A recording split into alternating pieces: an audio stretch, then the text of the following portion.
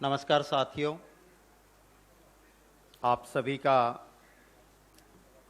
इस प्रेस वार्ता में दिल से स्वागत करता हूं। आप आए, आपका धन्यवाद भी करता हूं। आज की प्रेस कॉन्फ्रेंस बुलाने का कारण यही है कि पिछले कुछ दिनों से लगातार भाजपा के प्रवक्ता, भाजपा का dirty trick social media department और कुछ मीडिया भी बार बार ये बात चला रहा है कि देखो, मोदी जी को बुलाया था एसआईटी ने, वो तो चुपचाप चले गए थे, कोई हंगामा नहीं था, कोई विरोध नहीं था, जैसे ही बुलाया चले गए, कभी एसआईटी पे सवाल नहीं किया। तो मैं गुजरात से आता हूं और इस पूरे दौर का चश्मदीद गवाह हूं। मैंने सोचा आपके जरिए इस देश को भी सच्चाई बताना जरूरी है। जब एसआईटी ने समन किया, पूरे गुजरात में रातों रात दीवालों पे बहुत ही गंदी भाषा में कांग्रेस की अगुवाई वाली यूपीए सरकार, कांग्रेस के नेता और स्टेट में सबसे बड़ा संवैधानिक पद होता है गवर्नर का, उस गवर्नर के खिलाफ, क्योंकि मोदी जी को समन किया था, दीवालों पे बड़े बड़े स्लोगन लिखे गए। उस वक्त पे गुजरात की गवर्नर एक 80 साल की ऐसी महिला थी जो गांधीयन विचारधारा से जुड़ी थी। गांधी जी के कहने पे इस देश में जब गांधी जी ने आह्वान किया कि छात्र भी आजादी की लड़ाई में जुड़े,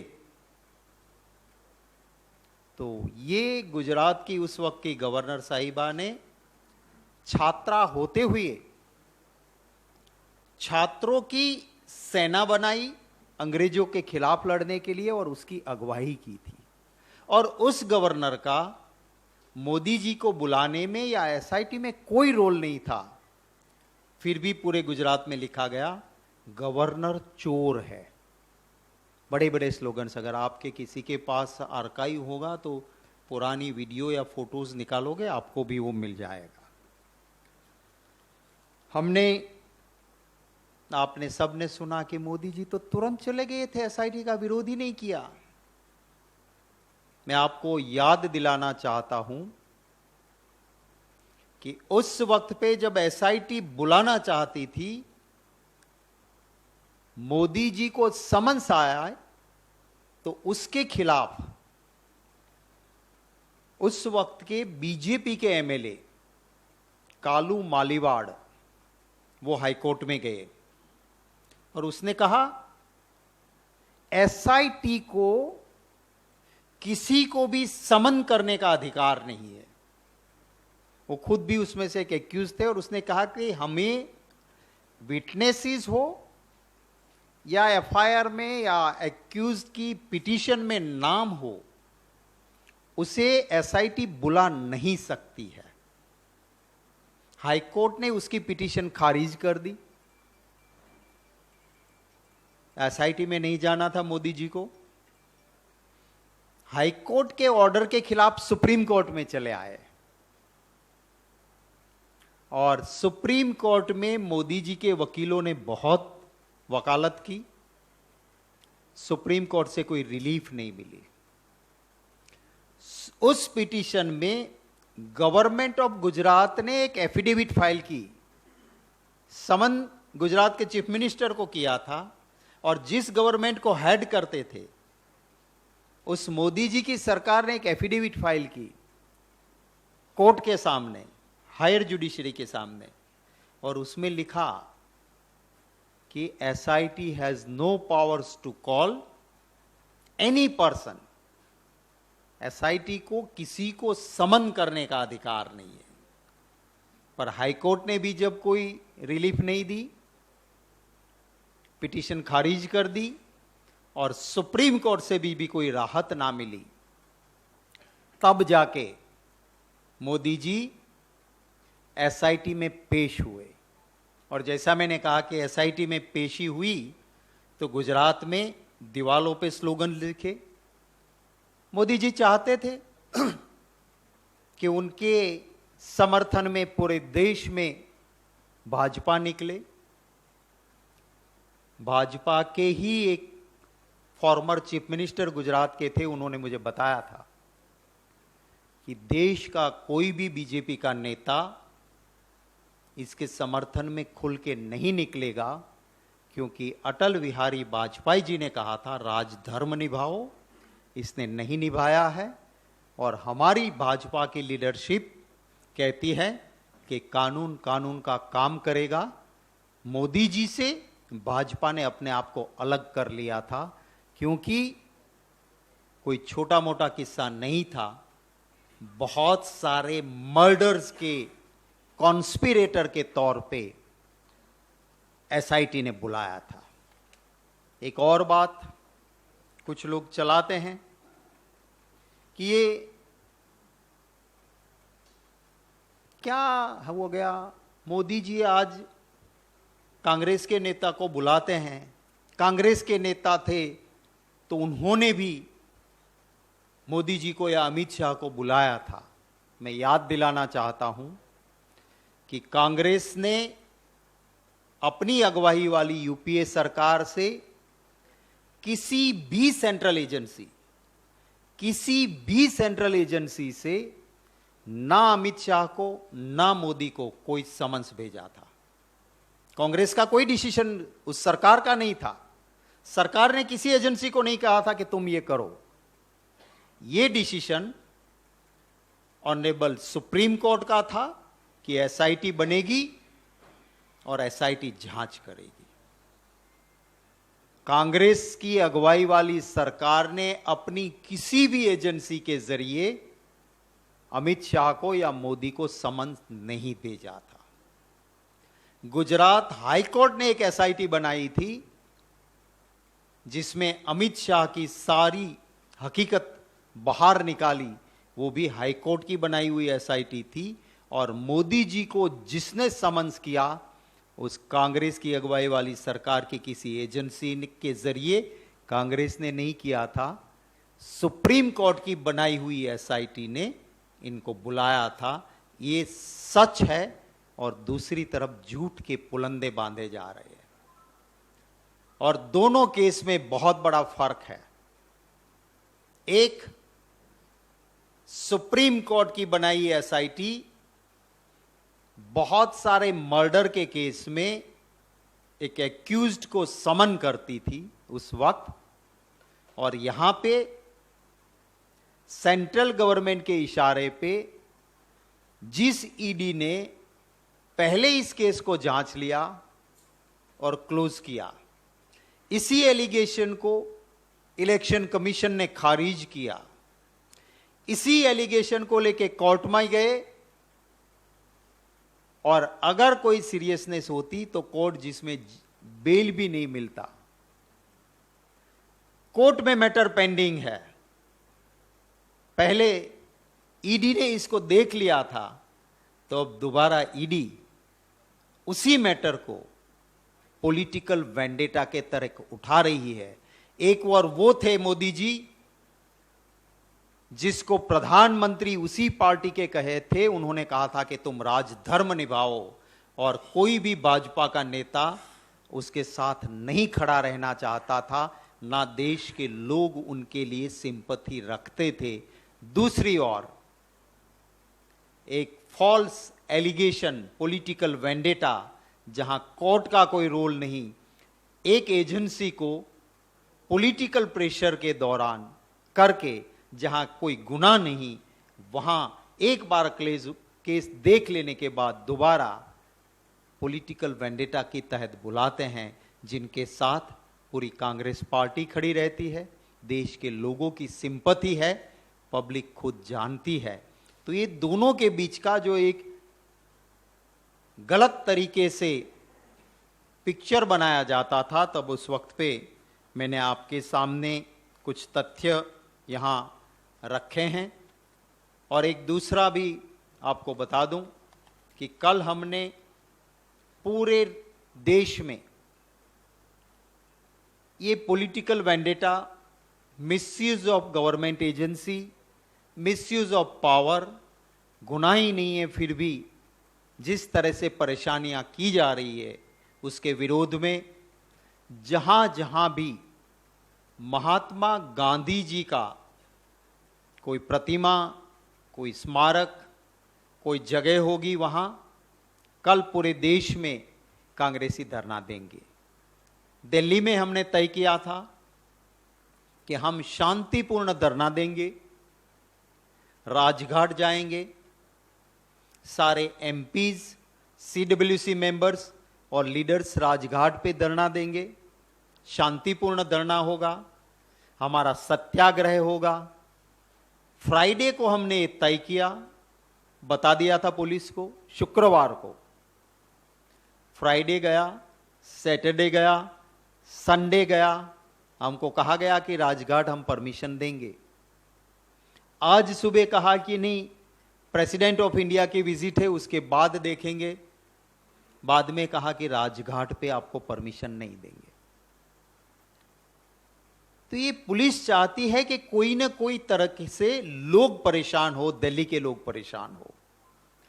फिर कहा गया कि नहीं, आपको राजघाट जहां धरना होता है वहां नहीं, अंदर चले जाना, राजघाट के अंदर। हमने कहा ठीक है, राजघाट के अंदर बैठेंगे। तो कहा राजघाट के अंदर जाओगे पर मीडिया नहीं आने देंगे। माने आप लोगों से पता नहीं कौन सी दुश्मनी है, मीडिया नहीं होगा, टेंट लगाने की परमिशन हम नहीं देंगे, वो सेंट्रल गवर्नमेंट का है, आप जानते हो अभी वेदर, तो टेंट नहीं होगा। तीसरा कहा माइक नहीं होगा। चौथा कहा बसेस से लोग नहीं आएंगे। माने एक तरीके से राजघाट पे भी महात्मा गांधी जी की समाधि पे बैठने का भी कांग्रेस को अधिकार नहीं है।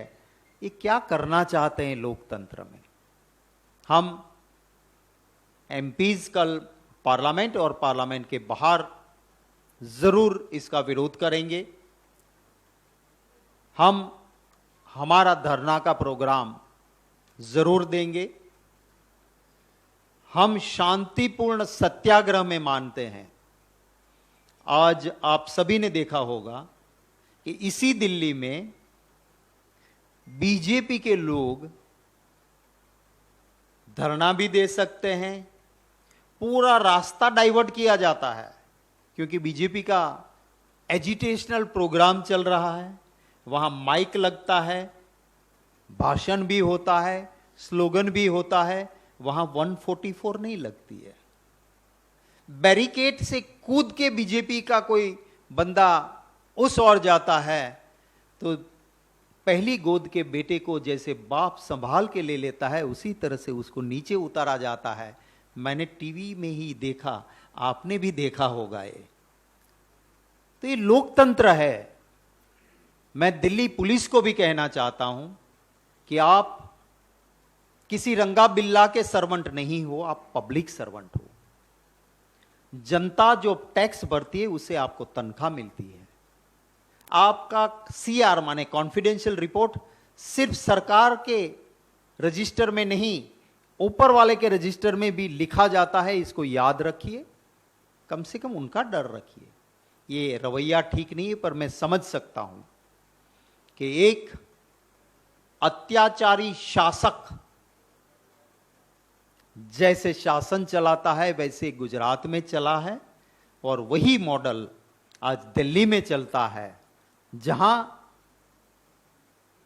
सोल्जर अच्छा है पर सेनापति अत्याचारी है, तो सोल्जर के पास वही करवाता है जो जायज नहीं है। तो ये मैंने स्यो मोटो 2 बातें रखी हैं। इसके ऊपर कोई भी आपका सवाल होगा तो उन सवालों का स्वागत रहेगा।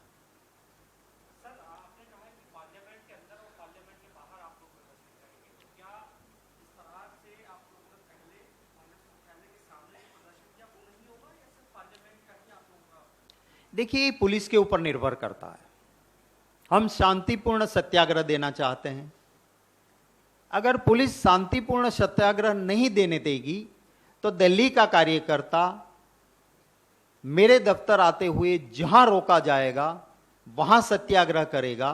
मेरा नेता जहां उसे रोका जाएगा वहां सत्याग्रह करेगा, वहीं रुकेगा और वहीं पे जो भी होगा उसके लिए जिम्मेवार भाजपा और दिल्ली पुलिस रहेगी।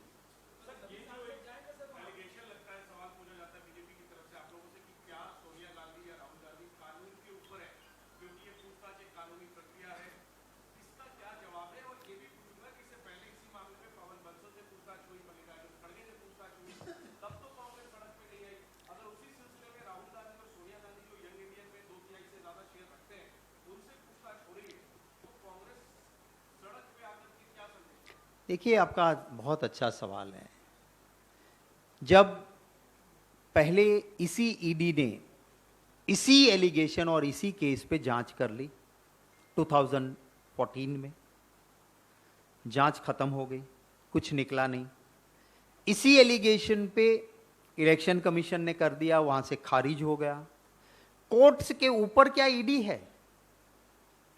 कोर्ट में मामला आपने ले गए हो, कोर्ट ने संज्ञान लिया है, सो कोर्ट के ऊपर एपेलेट अथॉरिटी तो ईडी है नहीं। How ED can call them again? So illegal process जो चल रहा है, एक पॉलिटिकल वेंडेटा और हैरेसमेंट हो रही है, उसके खिलाफ हमारे लीडर के साथ हमारी सॉलिडारिटी है, इसलिए हम इसमें जरूर लड़ते हैं और लड़ते रहेंगे। यस।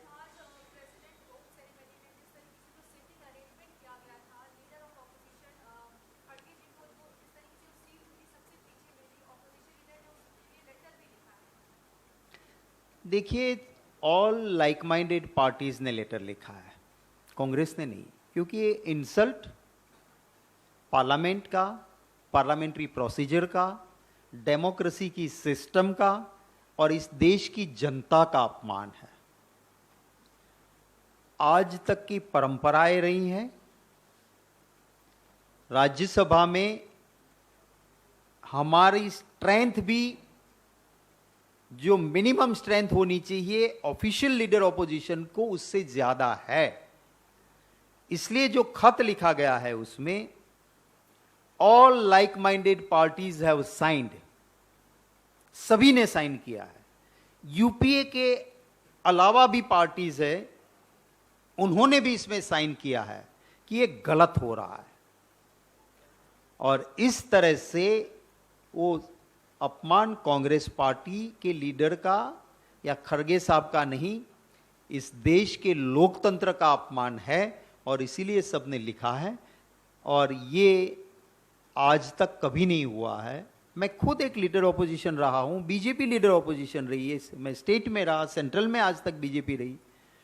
मान और सम्मान लोकतंत्र में लीडर ऑफ ऑपोजिशन का जितना प्राइम मिनिस्टर का होता है, जब when you go to the parliament और इन द असेंबली, जो स्थान रूलिंग पार्टी के नेता का होता है वही स्थान, उसी की बराबरी लीडर ऑफ ऑपोजिशन की, ये लोकतंत्र का बेसिक प्रिंसिपल है। और इसीलिए जब भी ऐसा मौका आता है तो अगर कहीं स्पीकर बैठता है तो एक साइड पे रूलिंग पार्टी का लीडर बैठा तो दूसरी साइड पे लीडर ऑफ ऑपोजिशन बैठता है।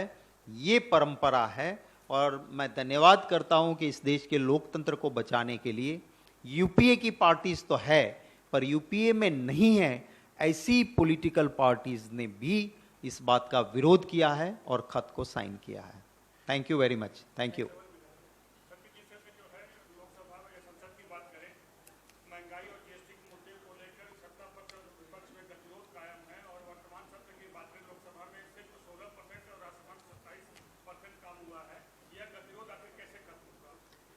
देखिए, बीजेपी जब पावर में थी तब बार बार ये कहते थे कि हाउस को चलाने का जिम्मा ऑपोजिशन पे नहीं है, वो रूलिंग पार्टी पे है। सुषमा स्वराज जी हो, अरुण जेटली जी हो, एक बार वाजपेयी जी ने भी कहा था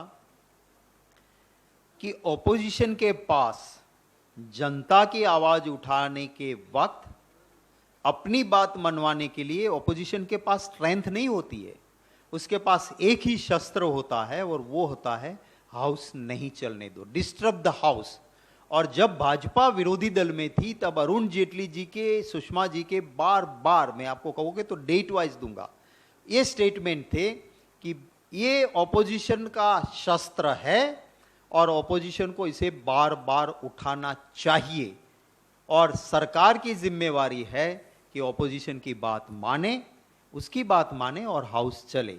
आज हम वही कहते हैं। हम क्या चाहते हैं कि 267 के तहत बहस हो।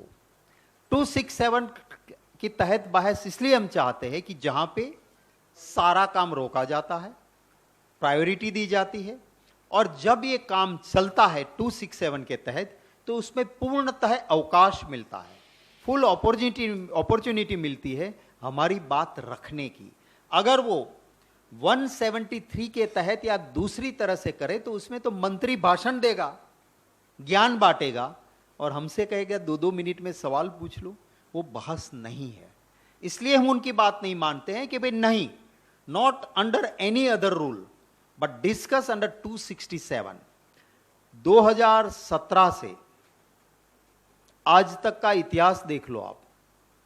267 के तहत राज्यसभा में या लोकसभा में एक बार भी बहस इनके होते हुए नहीं हुई है।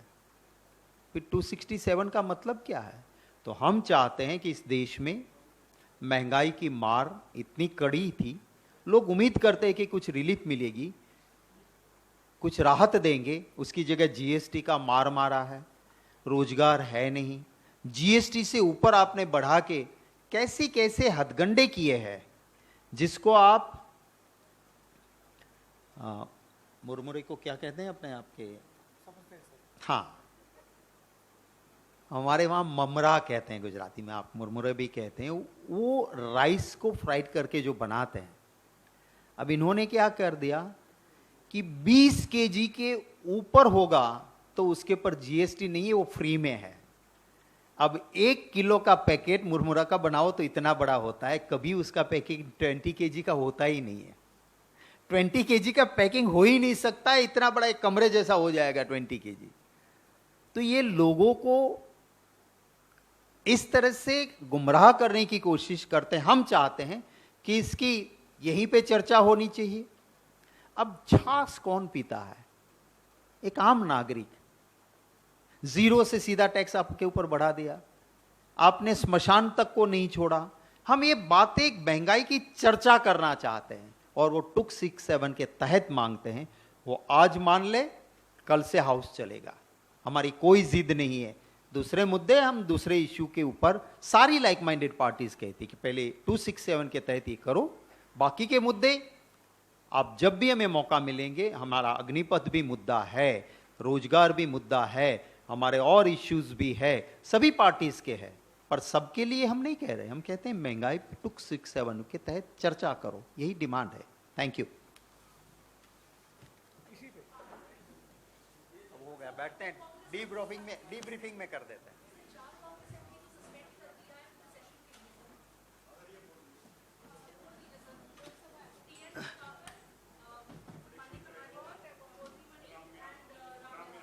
देखिए,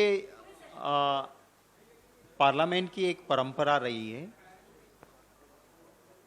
कि